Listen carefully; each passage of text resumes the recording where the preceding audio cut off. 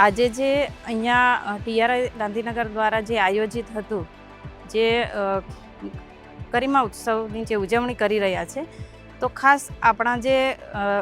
અનસન hero જે છે, અલગ અલગ વિસ્તારોમાં અલગ અલગ જગ્યાએ બહુ જ સારી કલાથી એ લોકો કામ કરે છે અને એ છુપાયેલા જે હીરોને અત્યારે એક સ્ટેજ પર લાવી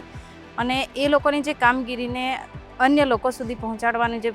પ્લેટફોર્મ મળી રહ્યું છે, તો એ ખૂબ ખૂબ ધન્યવાદને પાત્ર છે. અને ટીઆરઆઈએ જે આયોજિત કર્યો એ કાર્યક્રમ માટે આખી ટીમનો અને ગાંધીનગર આદિજાતિ વિભાગનો હું ખૂબ ખૂબ આભાર માનું છું, જેથી અન્ય જે લોકો જે છે એ લોકો પ્રેરિત થાય અને એ લોકો પણ આગળ આવે અને એમની છુપાયેલી શક્તિને બહાર લાવી એ લોકો પણ આગળ જે નેશનલ જે કંઈ